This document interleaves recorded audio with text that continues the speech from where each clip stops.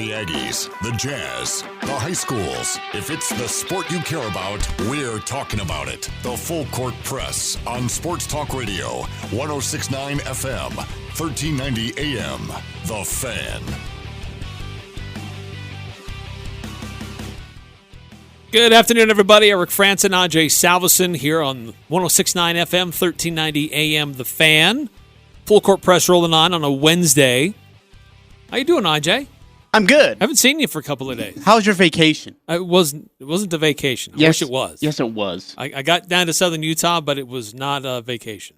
You know, It's Eric, work related. go ahead and just tell me what you want, okay? But how was your steak and lobster, all right, and your mashed potatoes with a side of asparagus? I don't know. I don't know how that was. I didn't. Popcorn and cereal. Yeah, I'm sure it was. I'm sure it was. It's good to have you back. Thanks to Carl Smith yesterday for joining me and helping me out through a day of the Full Court Press. I appreciate him doing so. Eric, another day of COVID-19, another day of no sports, but and not only that, It's also another day of no new cases locally. yeah, which is good. 4 straight. Go us, go world.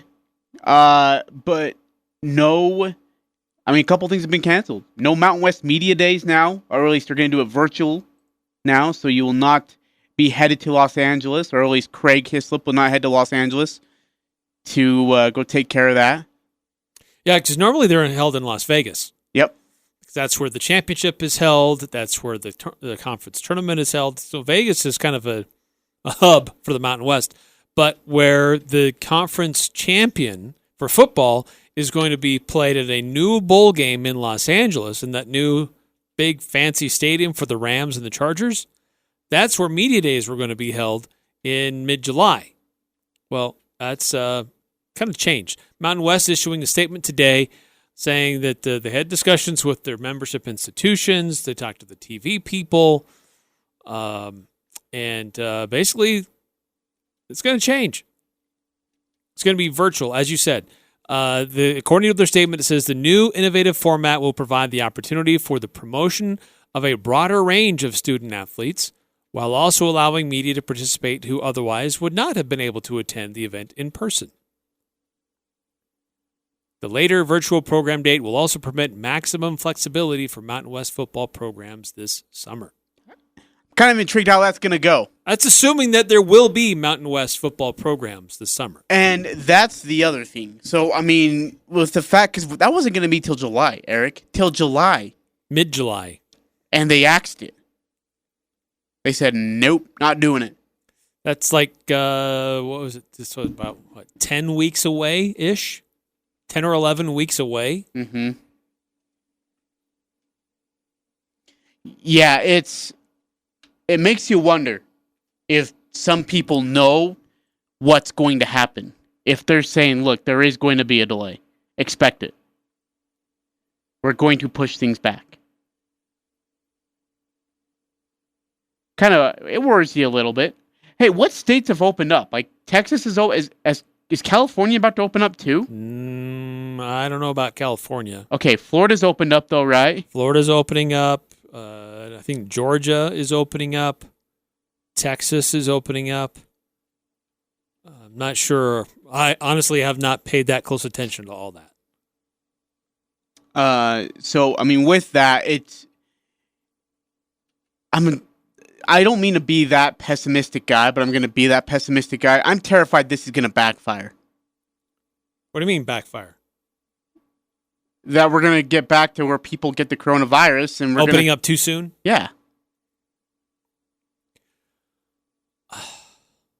I don't know. Hey, I'm torn. Because on the one hand, look, for us around here, we practice social distancing almost every day as it is. It's not like when you come to work, you get in an elevator full of people in your apartment complex. And then you come out onto a sidewalk full of people. And then you go down into a subway full of people. And then you ride another elevator full of people to get to your office. That's just not how it is around here. But at the same time, for some parts of the country, that is how it is. So there are, in regards to sports, I think that it's been made pretty clear that if it affects one area that affects one team, it affects the entire league, whichever league it is. To some degree, and I think that's why the NBA made their announcement earlier this week that we're going to open NBA practice facilities on May 1. Because some states are opening while others aren't, and if players don't have a big gym in their home and they want to go hoop, they want to put up some shots, they might get on a plane or get in their car and go to a state that has things opened up. And I think that has some NBA executives concerned. So better to control what we can control with our own facilities than leaving it to chance somewhere else. I wonder how college football will respond to this. As states do start to kind of lessen restrictions, open up some services and whatnot, and when it finally gets to that point, how quickly can they get going? There was an article, Eric, that came out, I believe, on ESPN.com, that Adam Rittenberg, who we've had on our show, went out and asked ADs and trainers and I guess people familiar with football staff, how long it would take to get them ready for a football season. All of them agreed it would take 2 months. Because we've already talked about this before. You not only have to have these kids ready physically, and get through conditioning and hitting and just getting all that stuff, just to bring that feeling back in, but you also got to worry about depth chart, who's staying, who's going, who wants to play, who doesn't want to play. Who's your starting quarterback at this point? Utah State's kind of in that situation. You don't know what your roster looks like. You don't know what your starting defense or offense looks like right now because you didn't see them in spring. You saw them for maybe 2 weeks and that's it, and it was done. If you were lucky. In some areas, they were barely getting started. So they most say they need 2 months. What is your opinion? I think that I think you could get a football season going in a shorter amount of time. It puts more pressure on coaching staffs to figure out what those depth charts look like more quickly than they'd like. But I think if you recognize it's affecting all people equally, then whatever. I mean, it is what it is. But I think that it's got to be closer to 5 or 6 weeks at the bare minimum. Yeah, see, that's the case. So, look, it is the same for every school. Because of the totally physical get aspect. That. But exactly, that's exactly right. And that's exactly what the ADs and coaches said, Eric. They said, you bring kids into it too soon, you're talking about soft tissue injuries. You're talking about hamstrings. You're talking about strains, muscle tears. Pulls, muscle tears. They said if you say, you know what, we're going to go from July and you're going to be ready for the football season at the end of August. One anonymous AD said, I will tell my coach not to let our kids play because you're putting them at risk in a very dangerous situation. Because you imagine, not only that, Eric, but you take an FCS school who's supposed to play a big money game against Ohio State, Clemson, Alabama, Georgia, Notre Dame, LSU, they're going to get killed. They're going to get hurt. I mean, even if they are starting at the same time, you're talking about 250 pounds SEC versus 250 pounds FCS is a difference. It is a big difference. And you see it and you feel it and you can hear it in the way they hit. And you can't risk these young kids' lives just to start football season on time. It's not right. Yeah, what's disconcerting is that the NCAA has not set a standard. Yeah, that's I would agree with that. Absolutely, that'd be a problem. They have to come out and say, look, if we're going to do this, we don't know when this is going to happen. We still don't know when these games are going to be played, but we need this minimum time frame of number of weeks, number of days, number of practices set in stone, or time on campus. They're going to have to set some kind of a standard.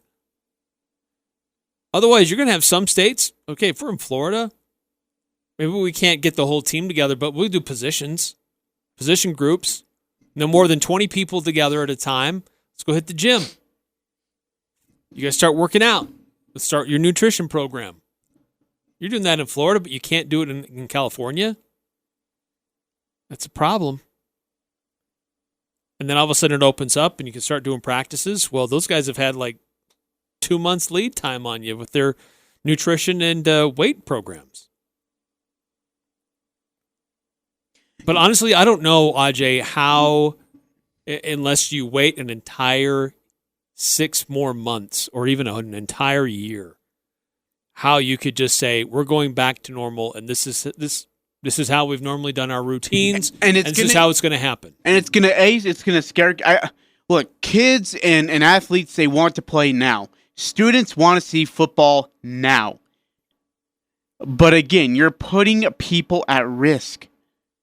86,000 fans go jam themselves inside of a stadium to watch a game because that will happen. It will be a sold-out crowd. Coronavirus or not, if they give them the go, it's going to be sold out in Bama, LSU, USC. People are going to come. Well, but I think that's the other point of this. I think, can you do games? Can you get the athletes together? Can you allow that type of a group to be together, the number of players that are on a roster?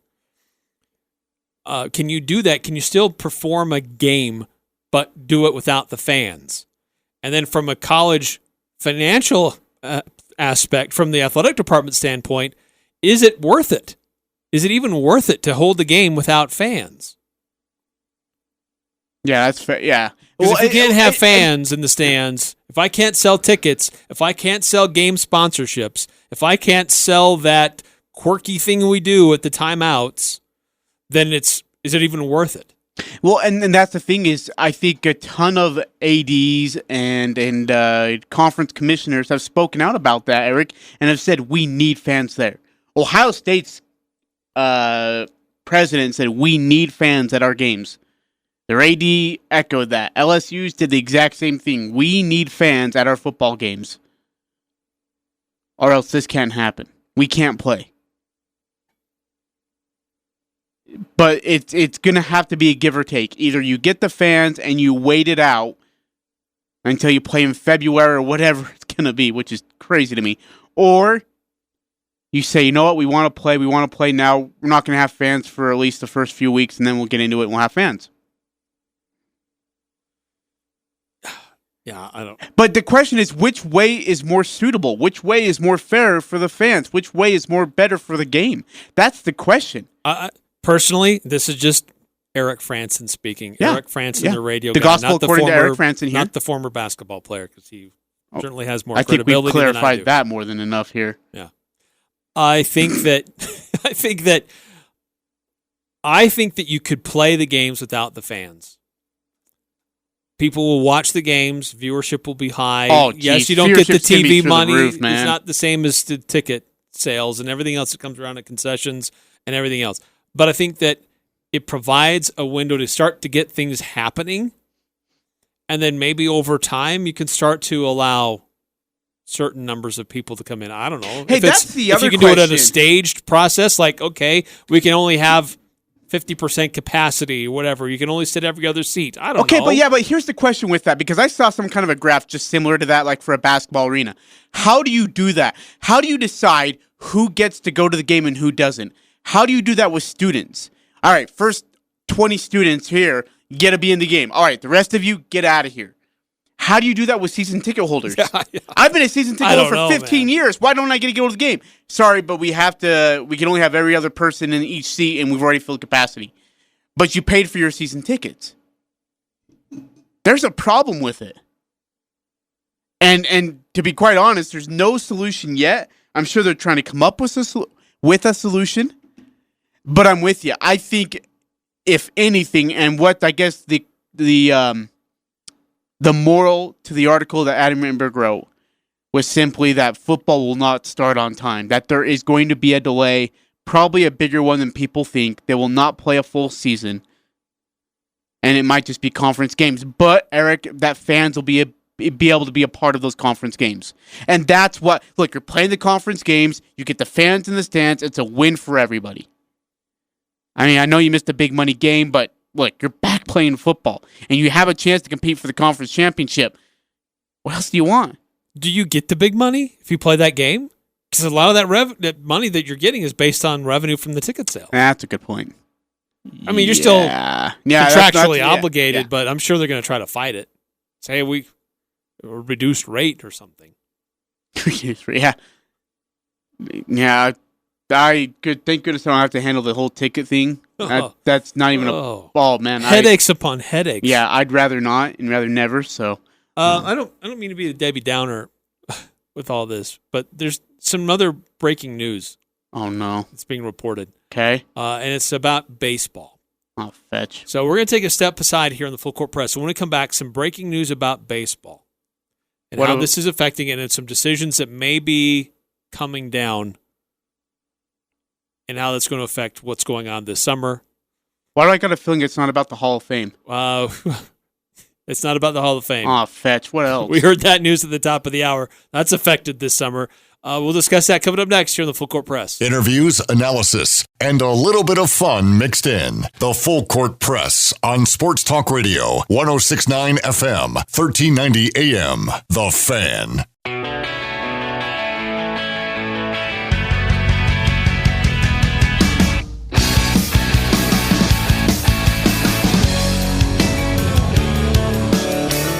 Eric Frandsen, Ajay Salvesen, trying to make sense of. I found your horrible, situation. No good, very bad news. So, just seeing this is published this afternoon by lookoutlanding.com. The headline is Sources: No minor league baseball in 2020. MLB expanding rosters instead. Written by Joe Doyle,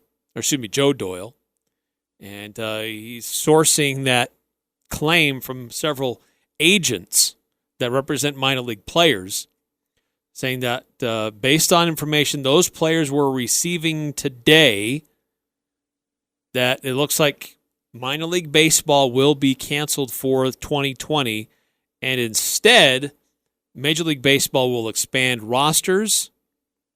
They'll have a condensed season, and they'll have a developmental league basically taking place at spring training facilities.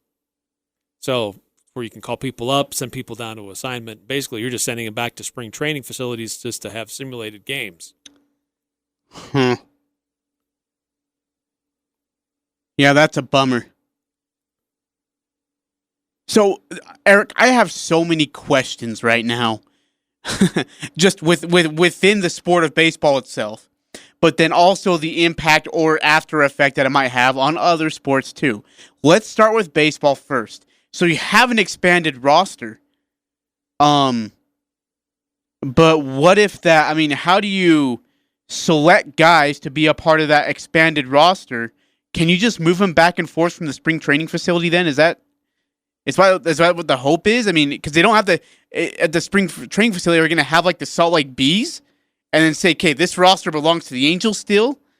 Or, I mean, how does that work, and how expanded is your roster, and does it cover the positions? Well, each team has their own designated spring training facilities, don't they? Yeah, I guess so. I mean, they have some cooperation with fields and things like that, but. One source said via text message, quote, "We're expecting the season to start in June. We're expecting a report in the next 3 weeks." Yeah, so they're saying that it looks like Major League Baseball may be following in the steps of the NBA. It's starting to open up some of their facilities for the players and maybe have some direction or hope of a season to take place in the summer. But basically, Major League Baseball is going to have to call everybody back and do a mini spring training again. So their season never even got started. How does that league work with the spring training facility? Or are they just out there playing? So they're just playing simulated games, like like not counted games. That's what they're doing. I guess. Wow.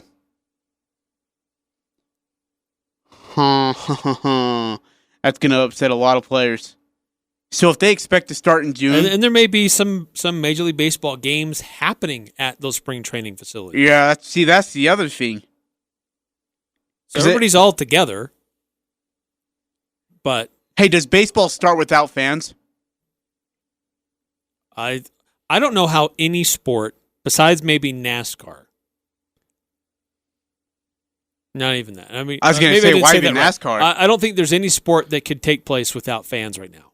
I think what Even I meant to in say is that NASCAR relies the least on fans being there for the type of action that happens in the competition. But even by June, you don't think? Because, I mean, even for me, June's a month away. We're at April 29th today. It's a month away, and you still feel like even by then, still no fans. No. Mm-mm. I don't see fans in the fall.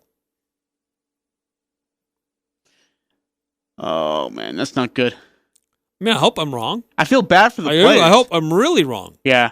But from what we've heard from those and who you've talked to, who I've talked to, who, even national sources have talked to, that's the way they want to start. Like, that's the way they're hoping to start. So, is baseball still hoping to play their games at their home facilities? Like, for example, like Arizona Diamondbacks still at Chase Field, Yankees still at Yankee Stadium. Is that, or are they still thinking about moving games to college stadiums or playing them in remote locations such as Phoenix or your spring training facilities? So that's where the games. Oh, okay, yeah. You have your Cactus League and your Citrus League. So right? they just could be in Arizona and Florida. So there's that that possibility is still a reality. I think so. Okay. Because for NBA, I would imagine they're still we're not going to play games at Vivint Smart Home Arena.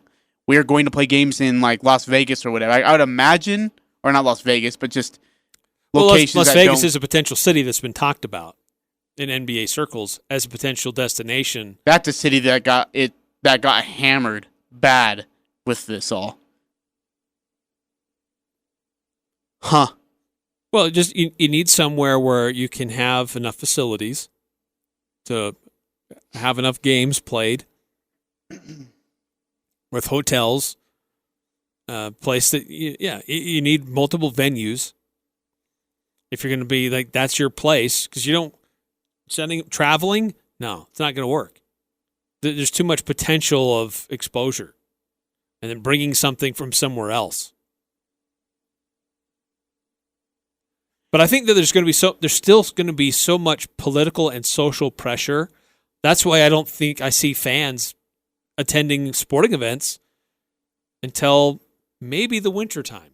Okay, so, but you don't think the Utah Jazz will play some of their games at Vivint Smart Home Arena without fans? It's possible. I think it's possible. Could you imagine a playoff game without fans? That'd be so weird. Oh, it's uncomfortable to think about. So weird. Well, even in a football game, if Utah State's playing a football game and we're watching it on TV and they have the effects mic, you're going to hear every hit, everything, every grunt. You're going to hear every trash word. talk. You might hear a coach scream at a player. You might hear some foreign language. So do you allow at least family? No. Nope. If you say no to season ticket holders who pay thousands of dollars for those tickets, how do you say yes to a family? Because season ticket holders can be like, well, look, we bought these tickets. We have been donating money to your school, and we can't come to the game, but because this guy's great grandma's alive, she can go? Dude, that's not going to go well. If they allow that is going to go very south very quickly. And schools will lose money from those big donors. Yeah, the only cheering is going to be coming from your bench. Yeah, exactly. Which, I'm kind of looking forward to watching the game on TV and just hearing, bam, and then you hear some coach yell at somebody, and, oh, heck yeah, that's going to be kind of fun. I'm kind of okay with that. It's going to have to be on a delay. Oh, yeah. There's going to be language. Coaches, actually, we're going to skip that clip. Let's just go ahead and move on. 2nd and 5, everybody. 2nd and 5. Hey, speaking of baseball, Eric, Oh my goodness. More breaking news, by the way. Buccaneers picked up Rob Gronkowski. They had Mike Evans. They have Rob Godwin. So people asked, well, what about O.J. Howard? And then people said, Bill Belichick will go after O.J. Howard. He'll use whatever he's got, whatever assets he can, and get O.J. Howard. And Buccaneers, according to Adam Scheffler, has exercised a 5th-year contract option on the tight end O.J. Howard. Have mercy on you, NFL, and especially you, NFC South. Now they've got Tom Brady, Rob Gronkowski, O.J. Howard, Mike Evans, and Rob Godwin all on the same offense, on the same field at the same time. Bless you, NFL. Eric, baseball, the Hall of Fame has been now pushed back to 2021. Yeah. That means Derek Jeter, Larry Walker are not going to be inducted this year, but next year. Here's the kicker to that. If, and this is sort of it's not really a big if anymore, Eric. If Barry Bonds gets elected next year, and he could, by the way, get elected next year, Curt Schilling maybe gets elected, how do you handle all that attendance for that kind of a major group? We're talking Derek Jeter, we're talking Curt Schilling, and Barry freaking Bonds. You don't think people are going to show up for Barry Bonds? You think those last two guys are going to get in? I think Barry does. Barry's getting there. Barry's moving up a lot quicker, and I think it was Tim Kirkjian who said that Barry Bonds was moving up a lot quicker, he said, according to one source, than it was expected to, and now all of a sudden, he actually looks like he's a viable option for next year's Hall of Fame. And if he gets in, people will show up. Oh, it's going to be packed. Yes. Curt Schilling's a different one. I feel bad, Eric. He got really, he got messed over by those who felt like his politics and him getting involved in politics became a distraction. I agree. I think it's unfortunate. I think if you look at his playing career, which is what it should be about, and you base it only on what he did on the mound, he is a Hall of Famer. Which is when did all of a sudden become, oh, I'm sorry, you're on this side? No, you can't be in the Hall of Fame. Yeah, great player, but man, you had a stinky attitude. I don't like you as a person. We disagree with your opinions on your politics. Give me a freaking break. Come on. Yeah, the guy threw with like torn tendons in his foot, and his sock was full of blood. Bloody sock is in the legend. ALCS. He pitched Game 7 against the Yankees in 2001 to get the Arizona Diamondbacks their first World Series title. Like, the MLB Baseball Hall of Fame is the most messed up Hall of Fame. Oh, dude, baseball writers are so Murphy. So much drama. Is it Daniel Murphy? What the Murphy? Played for the Atlanta Braves. Dale Murphy. Dale Murphy. Thank you. Should be in. Pete Rose should be in. Edgar Martinez, the great Seattle Mariner. Mr. Single Eye Single Guy is what they called him, is because he would always find the holes where nobody was and be able to put the ball in the place to be able to get on base. Wasn't a big home run guy.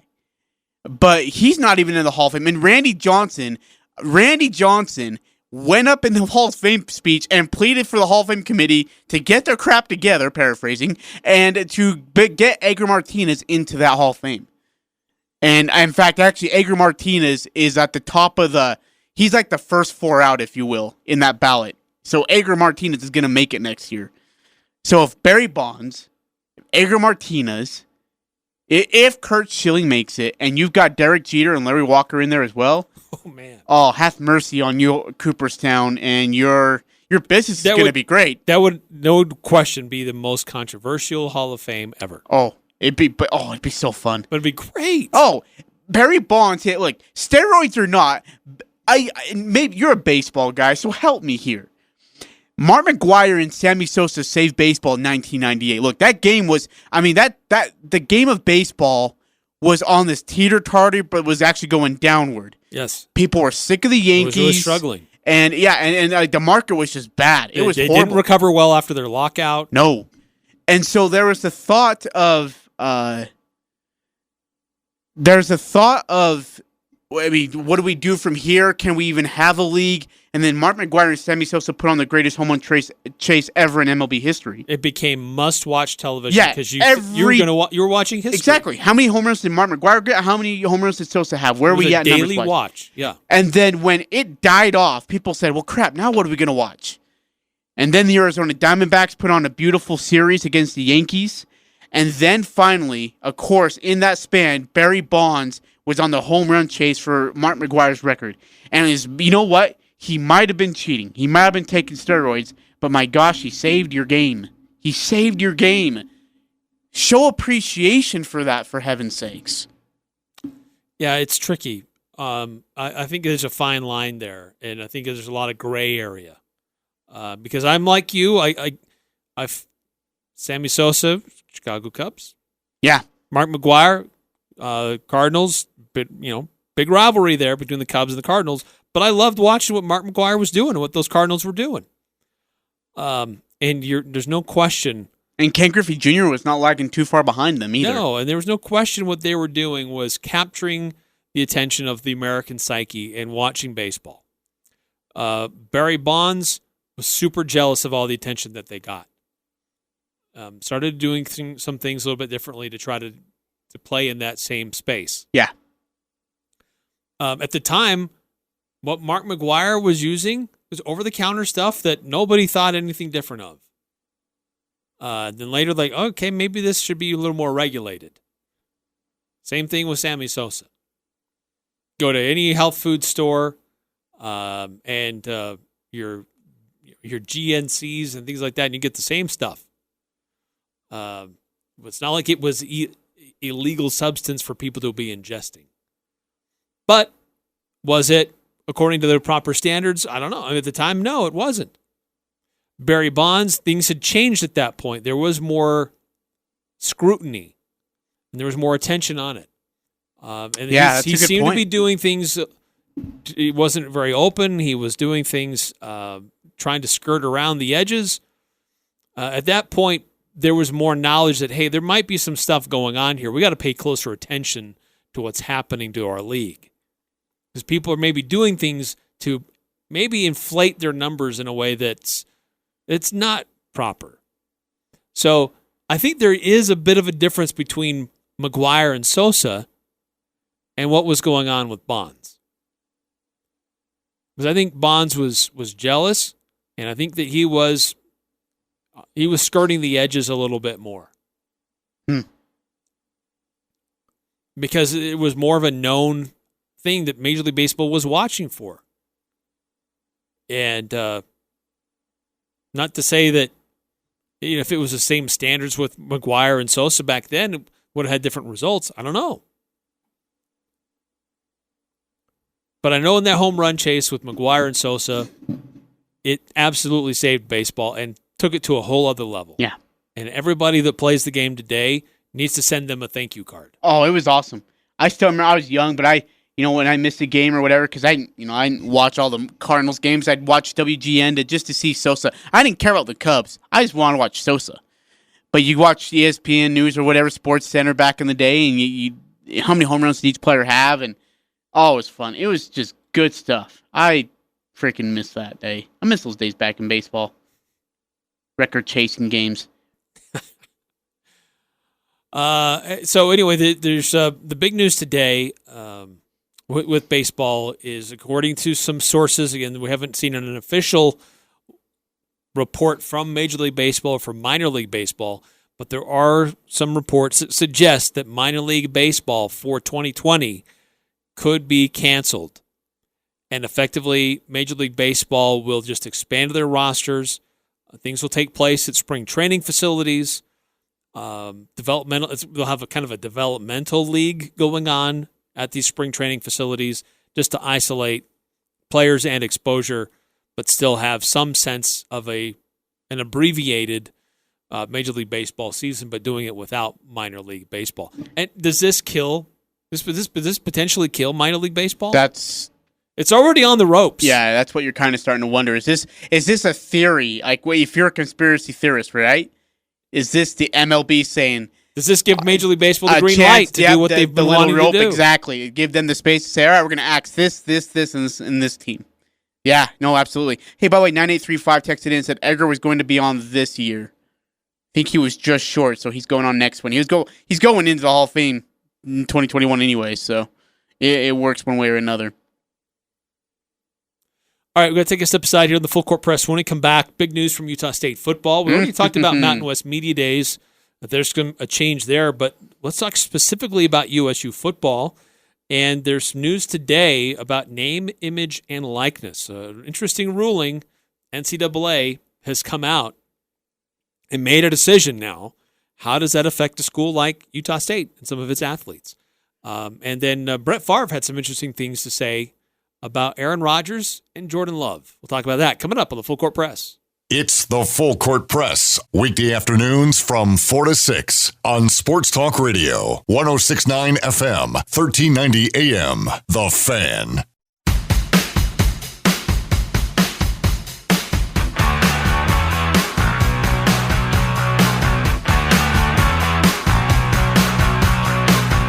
Eric Frandsen, Ajay, Salvesen. It's just like someone took a three that wasn't supposed to make the three and they made it. And there goes your momentum. Oh, from the other team? Yeah. Yes. Not from one of your guys. No, definitely no. Yes, you're absolutely correct. Okay. Hey, big news from Utah State University announced this yesterday. They have a 3-game series announced with the Oregon Ducks. Yes, from the Pac-12. Utah State playing Washington State from the Pac-12 in a series. Utah State playing the Oregon Ducks from the Pac-12 in a series. Any other Pac-12 takers? Washington. Hi, Washington State. Welcome. Yeah, we played Washington. Utah State played Washington. They're playing Washington again this year. Washington State's coming here. Okay. Hi. Yeah, Oregon. Hello. Let's do it. They Utah. played USC recently. Utah. Bueller.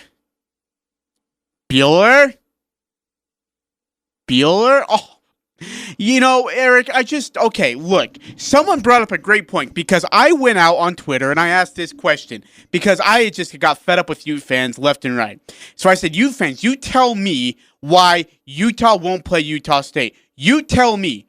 You say it's because it's a weak game. So what is Dixie State and Northern Illinois then? Are they weak games? How does playing Dixie State help you, but Utah State not? Okay, so then let's go, there's some deep-seated resentment down there. I don't get it. It's horrible. It's Salt Lake City. That explains everything you need to know. So petty. Little babies. So, and then... Why don't people get so upset about this? Like, if BYU pulled this stunt, we'd be burning down, villages. Why do we need to play Mountain West Conference teams? It's a lose-lose. If we beat you, we're supposed to. If we lose you, we're supposed to. Then why are you playing Dixie State? Why are you playing Northern Illinois? Why are you playing an FCS school? Why are you playing Wyoming? You're playing Wyoming, who, by the way, if you haven't seen, Utah Ute fans, they're in our conference. They're in the exact same conference as us. So then someone finally, a realistic fan, brought up this point. And I want to read this out to you because I want to make sure I read it correctly from my tweet. He told me that he said, I'd just like to clarify that I would welcome USU onto the schedule, but I think Utah would prefer to play sharks or minnows as opposed to a trout. USU. Here's a little fishing metaphor for you. Problem is that USU doesn't move the meter much, but could still give the Utes an ugly loss. They'll play a big name or play it safe. So it's either Texas or Whittatawga University from New York State. I mean, that's just, but Utah, the line that got me the most is that even though he says Utah State doesn't move the meter much, but could still give the Utes an ugly loss. So then it does move the meter then. If that's the case, if it's an ugly loss, well then yeah, it does move the meter then, buddy. Is it an ugly loss? Utah State football has had some pretty decent years here lately. There was a really bad year under Matt Wells where they only got 3 wins. Other than that, more often than not, they're a bowl team. They're competing in their conference. It's not a bad loss if they lose to Utah State. It's not. But then he's told me that Dixie State is a guaranteed win. Sure. Utah State is not. So then he finally became a realistic, and he said, we could lose to Utah State. That's just not a good thing for a Pac-12 team trying to vie for a playoff spot. Which, by the way, they are realistically, Eric, vying for a playoff spot. Utah State is not. So And a loss to Utah State X-nays all of that, Eric. Yeah, but a game against Dixie doesn't really help your chances to get into the top 4 anyway. It gives you a guaranteed win. You're not going to lose to Dixie State. You're going to lose to Utah State, though. You'd rather take the guaranteed win. A guaranteed win that may lower your overall power rankings of how your schedule looks compared to somebody else's. Or losing, and just it totally kills your playoff chances, period. Because the playoff committee would say, in absolutely heck no, you're not getting in the playoff. You have a loss to Utah State. Whether we respect that loss we respect Utah State as a football team. National people would not. The playoff committee would not. They would then say... Then why do they schedule Wyoming? Why do they schedule Northern Illinois? Because it's the same rule applies. But it's a guaranteed win. They're going to beat Wyoming. Wyoming's going to be as competitive as Utah State is. No, they're not. No, they're not. It's not a in-state rivalry game, but it's an historic rivalry game. Wyoming would not beat and Utah. And they're a decent program. I would rather play the safe way until you. I get it now. Like at first, I don't get it. What is your problem? Come play us. Quit acting like cowards. And you still are cowards. They are cowards. But again, it's that I don't care whatever lipstick you try to put on it, they're still cowards. But they want to make sure they get that guaranteed win. Alabama, Ohio State, LSU, and all the big name schools do it the same thing. Clemson especially. But guess what? They're undefeated and they get into the playoff. The Utah Utes are taking that same route. They're learning, Eric, as when being a part of a P5 conference, you got to schedule like a P5 team. You got your P5 conference, schedule. If they want to be considered for national championship, they can't be scheduling lower tier teams and they're not in the same division. Well, then why does Clemson get away with it? And Clemson plays in a worse conference than Utah does. The Pac-12 is better than the ACC, and Clemson gets away with it. So Utah is learning Clemson's lesson. Schedule like them, win out, win big, you're going to the playoff. Take care of your conference. And if you play Utah State, there's a higher risk that you won't make that happen. It's true. Slim. I think it strengthens your schedule more so than playing in Dixie. But I think your odds of beating Utah is still very strong. But whatever. They want to be cowards and hide. Do you know what I don't afraid? Get? But someone brought up a great question. I want to ask you this. I know we got to go to break here, but I got to ask you this. Utah football makes sense. I get it. I understand. Why the crap is Larry K tucking in the fetal position behind his desk and not taking Utah State on the basketball schedule, though? Yeah, that's a sick thing. There's something deep-seated up on that campus it's embarrassing, frankly. It's really embarrassing. They're so petty and so you scared. You don't think, and I tweeted out, you don't think that our Valley would love to see Jackson Brenchley, Ryland Jones, and when it comes to Mason Faltliff on the same team on University of Utah play our Aggies? Oh. You don't think our Valley would like to see that? Gosh. And then, someone tweeted out, you don't think those guys would get up for that game? Oh, yeah. But then someone tweeted out, well, the casual Aggie fan. There's not a lot of casual Aggie fans here, by the way. Welcome to Cache Valley. A lot of them understand Jackson Brenchley's name, Mason Faltliff, Ryland Jones. They know those guys. We don't have casual Aggie fans. We have diehard, passionate Aggie fans. They understand. They get it, and they travel. They would go and be a part of this 8,500 people there. So, again, the news today, Utah State will play a 3-game series with the University of Oregon. They'll play in Eugene in 27. They'll play in Logan in 28. And then they'll play in Eugene, Oregon in 29. So, it's over a 3-year span. Utah State last played in Eugene, played against Oregon back in 2008. Back in 2001, that was a heck of a game. It was so shocking that they got Oregon to come to Logan that year. That was a team with Joey Heisman? Joey Harrington. Harrington. Yep. Highly touted team. Utah State gave them quite a game. Hey, what happened in 08? Or did you guys play them in 08? Utah State? Utah State did play them in 08. Was it a close game? I don't recall. I don't think it was, but I'll have to go back and find it. Yeah, it's great. It's great for the university. It's great for I thank Oregon for having the cojones to come play Utah State. Now they could back out and pay $2 million and say we don't want to come to Utah State, but for now, I'm grateful they're coming. All right, name, image, and likeness.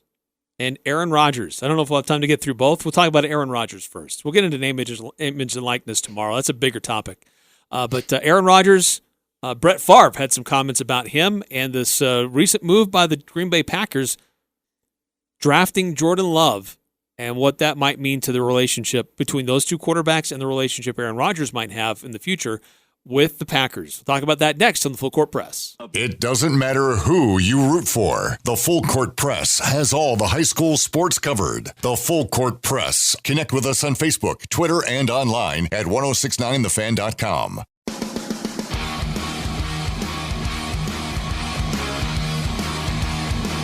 Eric Frandsen, Ajay Salvesen, Full Court Press rolling on, finishing out the top of the hour here.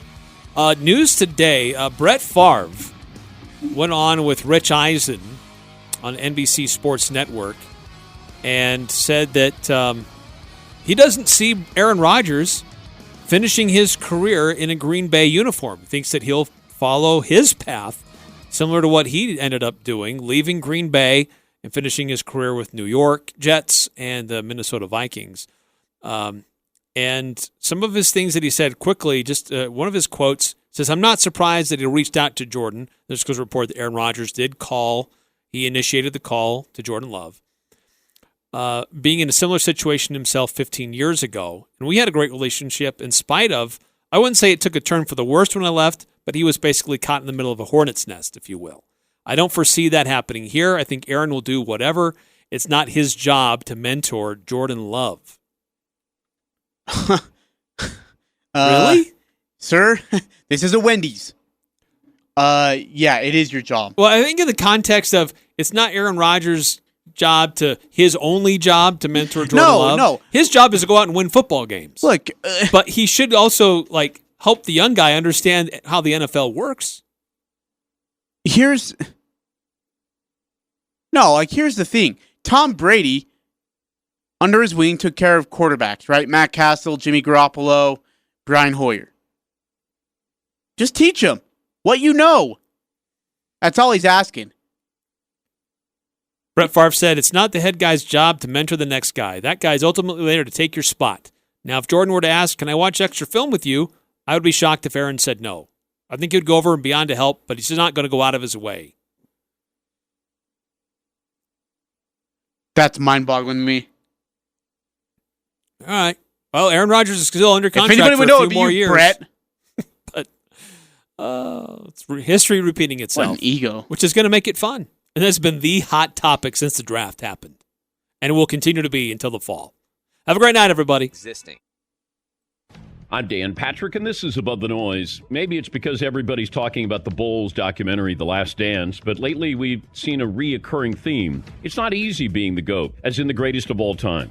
GM Jerry Krause broke up Michael Jordan's Bulls. Tom Brady left the Patriots for the Buccaneers, and now we're seeing signs of turmoil in Green Bay with quarterback Aaron Rodgers. Not that Rodgers is the GOAT, with only one Super Bowl win. He's not in the conversation for the greatest of all time. But he's up there when it comes to pure talent. Understandably, people were shocked when the Packers took another quarterback, Jordan Love, in the first round. Now there's a report that head coach Matt LaFleur may have wanted to send Rodgers a message. Sounds hard to believe, but if we've learned anything this past month, even the best players aren't untouchable.